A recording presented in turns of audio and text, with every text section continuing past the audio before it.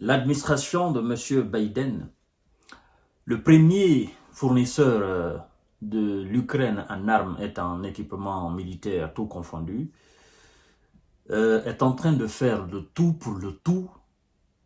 pour que, selon eux, l'Ukraine et son humoriste Zelensky soient dans les conditions les meilleures, soit pour affronter l'hiver, ou soit pour prolonger le calvaire. C'est ça la réalité. Mais puisque nous savons de par le passé que tout ce qui a été envoyé n'a servi à rien face aux éléments de M. Vlado, nous allons quand même en parler. Parce que c'est le Pentagone qui vient de faire cette déclaration. Le Pentagone nous informe que les armes qui ont été promises à l'Ukraine, la majeure partie a été livrée. Bon, je vais vous disséquer ça tout à l'heure parce qu'il y a toute une liste, n'est-ce pas, d'armes livrées à l'Ukraine que le général vient de dénoncer tout à l'heure. Alors, mesdames et messieurs, vous savez, ce que M. Biden est en train de faire, nous disons tout simplement que c'est une tentative très désespérée d'apporter de l'ultime aide à M. Zelensky. Parce que, croyez-moi, M. Biden, sincèrement, il s'est entretenu avec M. Donald Trump. Et je crois que les discours ont été clairs. Vous comprenez? Les discours ont été clairs parce que le monsieur lui a avoué qu'il ne va pas débourser de l'argent pour la guerre. Il n'est pas venu, il n'a pas été voté pour ça, il n'a pas été élu pour ça. Il est venu pour travailler pour les États-Unis d'Amérique. Il n'est pas venu pour jeter de l'argent à la fenêtre. Et donc, qu'est-ce que Biden veut faire? Biden, il veut tout donner à l'Ukraine à la fois. Mais nous disons, ça c'est quoi ça? Hein? Tout ce que vous avez promis au printemps, jusqu'au mois de décembre, voilà, disons maintenant mois de décembre, parce que nous sommes carrément la moitié du mois de novembre. Jusqu'à cette fin d'année, tout ce que vous n'avez pas fait, pendant que vous aviez encore du temps à la tête des États-Unis, vous ne pouvez pas le faire maintenant. Ça ne changera absolument rien. C'est ça. Arrêtez, ça ne changera absolument rien. Ça ne fera que prolonger encore la démolition, la destruction. C'est ça la réalité, mesdames et messieurs. Je ne sais pas comment les démocrates y réfléchissent aux États-Unis, sincèrement. Mais puisque c'est leur habitude, parce que eux, ce sont des guerriers, mais partout ils ont été aussi, il faut dire avec courage que ça s'est soldé par des échecs. Partout, les démocrates, ils ont envoyé la guerre. Partout, ça a été des échecs. Ils n'ont jamais remporté quelque part. Ils ont fait de l'inhumanité partout où ils ont été. Mais ça n'a pas payé. Bon, écoutez ce qu'ils disent. Les États-Unis ont livré 83% des munitions, 67% des défenses aériennes, 60% des armes promises à l'Ukraine dans le cadre des plans d'aide adoptés depuis le mois d'avril, a annoncé mardi soir le général Pat Riddle, porte-parole du Pentagone. Depuis le mois d'avril, ce qui a été promis. Avril, mai, juin, juillet, août, septembre, octobre, novembre, c'est maintenant vous annoncez la livraison de ça. Et du mois d'avril au mois de novembre, les démocrates américains, ils ne sont pas sérieux. Hein?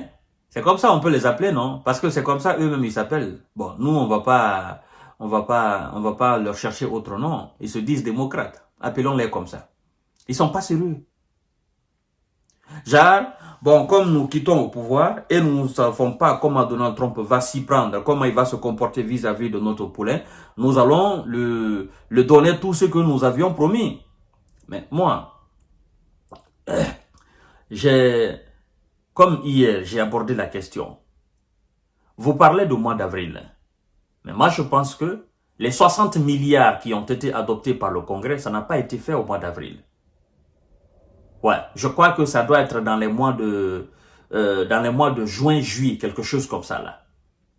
Mais ce vote-là, qu'est-ce qui s'est passé avec les 61 milliards? Qu'est-ce qui s'est passé avec? Est-ce que vous avez livré en matériel, en munitions, en système de défense, les 61 milliards à l'Ukraine? Parce que si vous avez livré ça, et que on se retrouve aujourd'hui avec ce résultat-là, sincèrement, moi je dis qu'il y a anguille sous roche. Il y a quelque chose de malhonnête dedans. 61 milliards. Vous ne pouvez pas acheter des armes avec 61 milliards ou vous envoyez l'équivalent de 61 milliards en armes, en munitions, en chars et tout ce que vous connaissez sur le terrain en Ukraine, que c'est l'Ukraine qui perd encore. Dans la région de Koursk, c'est elle qui est réduite. Dans l'est de l'Ukraine, c'est elle qui recule encore. Mais c'est que ça ne va pas. Il y a quelque chose qui ne tourne pas en rond. C'est ça la réalité. Le général dit ceci, général Pat Rieder. Il dit, depuis l'adoption de la complémentaire, nous avons livré des centaines de milliers d'obus, d'artillerie, de milliers de véhicules blindés, de milliers de munitions pour HIMARS, des armes anti-chars, des dizaines de systèmes d'artillerie, d'importantes capacités de défense aérienne, notamment une batterie Patriot, des centaines d'intercepteurs et des dizaines d'autres systèmes, a-t-il déclaré lors d'un point de presse. Et il continue en disant ceci, les livraisons du système de défense aérien stratégique que nous nous sommes engagés à fournir avec nos partenaires lors du sommet de l'OTAN sont presque achevées, a poursuivi l'officier, ajoutant que 3,7 milliards de dollars de matériel avaient été prélevés dans les stocks, n'est-ce pas, du ministère de la Défense dans le cadre de 12 autorisations présidentielles annoncées entre fin avril et mi-octobre. Bon, tout ça là, vous avez livré. Ça a changé quoi maintenant? Tout ça. Parce que vous n'allez pas nous dire que ça, vous l'avez livré aujourd'hui. Vous l'avez livré petit à petit jusqu'à aujourd'hui. C'est ce qui est la réalité. Parce que quand vous faites les déclarations comme ça, les gens ont l'impression que vous venez de livrer ça maintenant là. Et que ça va faire quelque chose sur le terrain. Non. Depuis que vous avez annoncé, depuis que vous avez promis, jusqu'à aujourd'hui, vous les avez livrés petit à petit, petit à petit, petit à petit.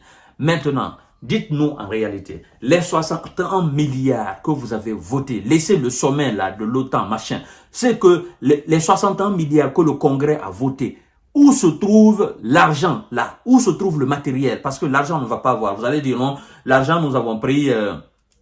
nous avons donné au complexe militaro-industriel américain, c'est ça, ce complexe de fabriquer les armes, parce que nous n'avons pas le droit d'acheter des armes en Europe. Ce sont les Européens qui doivent acheter les armes américaines.